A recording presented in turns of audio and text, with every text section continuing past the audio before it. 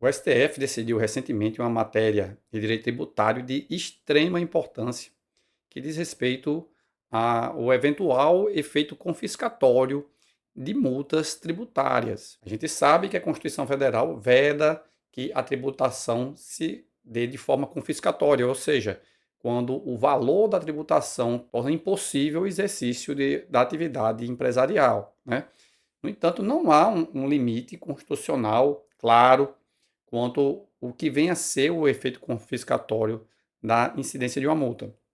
O STF considerou, então, a existência da Lei 9.430 de 1996, na qual o artigo 44 dispunha, no inciso 2, na sua redação originária, que a multa é de 100% sempre que a infração decorrer de sonegação fiscal, né, que é a situação definida aqui nos artigos 71, 72 e 73 da Lei 4.502, que envolvem, portanto, sonegação e fraude.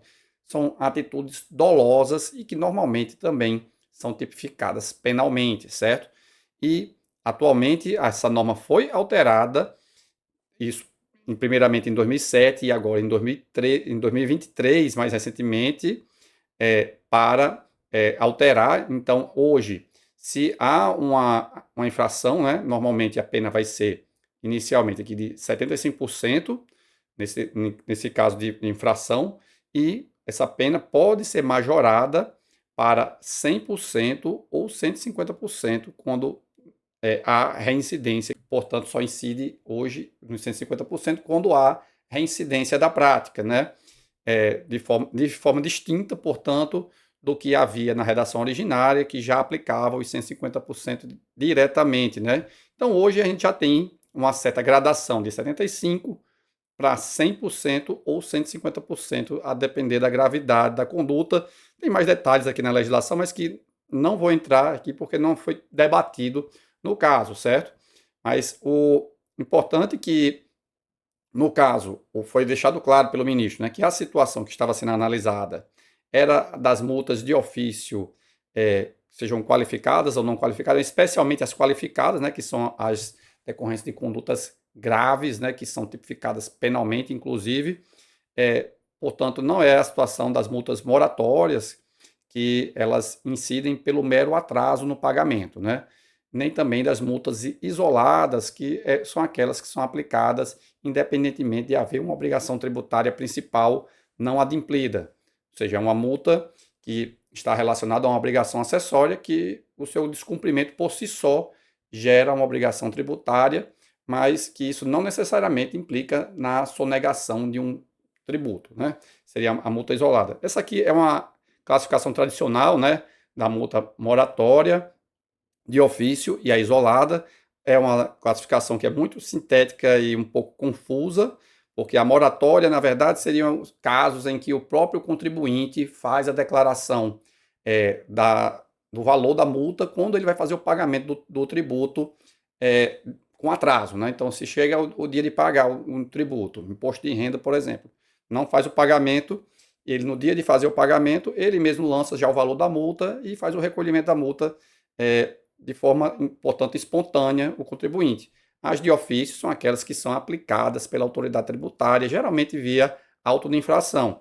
E as multas isoladas, como eu disse, são aquelas que não têm correspondência com uma obrigação tributária principal, não realizado o recolhimento dela. Portanto, eu fico realmente um tanto confusa essa classificação.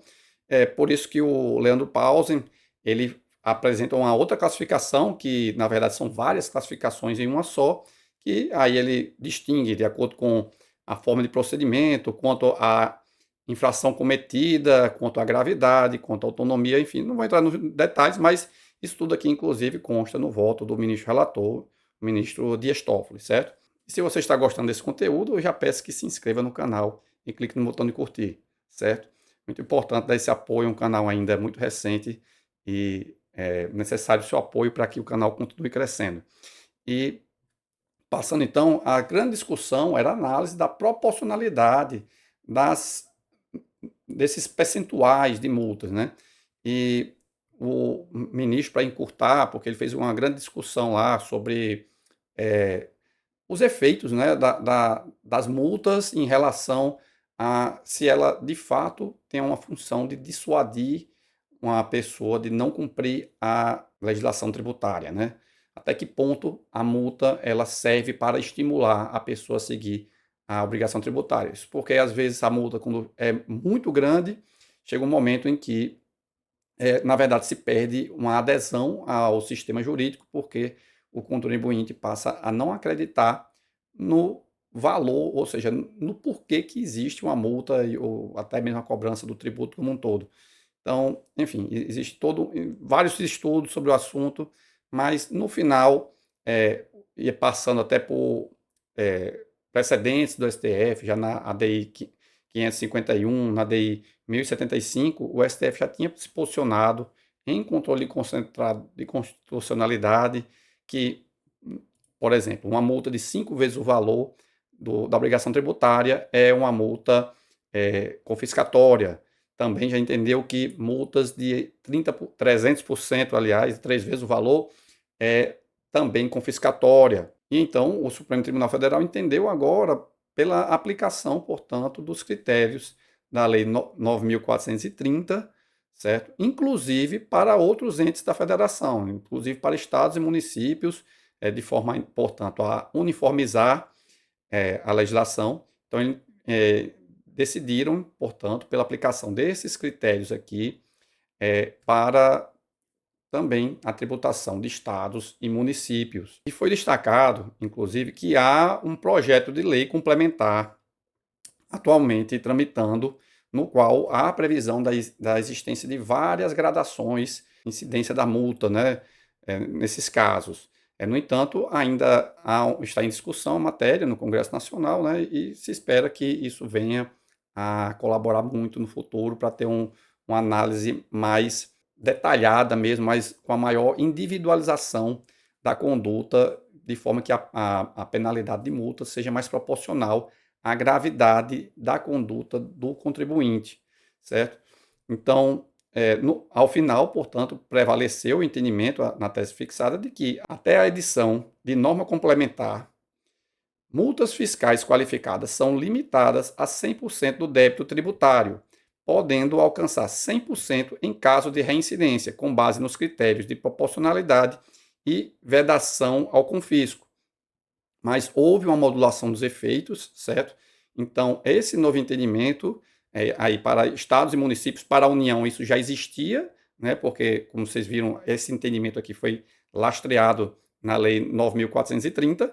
Então, para os outros entes, houve a modulação dos efeitos para aplicar apenas a partir da edição da Lei 14.689, de 2023, cuja publicação aconteceu no dia 21 de setembro de 2023. No entanto, ainda foi feita uma ressalva de que esses efeitos não vão se aplicar, portanto, às ações judiciais e processos administrativos pendentes de conclusão até essa data aqui, né? E também os fatos geradores ocorridos até essa data, em relação aos quais não tenha havido pagamento de multa abrangida pelo presente tema de repercussão geral. Ou seja, aqui colocando em outros termos, né? O que está sendo dito é que, a princípio, né, os efeitos para os estados e municípios vão produzir a partir da Lei 14.689, ou seja, em 21 de setembro de 2023. No entanto, se a situação jurídica ainda não estava consolidada, né, porque ainda havia ação judicial ou processo administrativo pendente de conclusão, e também no caso de fatos geradores que sem recolhimento da multa ainda, aí está sendo dito que os efeitos da tese agora fixada já serão aplicados. Ou seja, né, se já tinha sido feito o pagamento de uma multa que foi anterior a 21 de setembro de 2023, não haverá uma revisão do valor da multa pelo novo critério, né? Se o fato é posterior a isso ou não houve o pagamento da multa ainda, aí já será o caso de aplicar o novo tema de repercussão geral para eventualmente revisar o valor da multa aplicando os novos tetos, né? Que são agora de 100% do valor do débito tributário e, no caso de reincidência, de 150%. E eu fico por aqui e espero vocês no próximo vídeo. Até a próxima.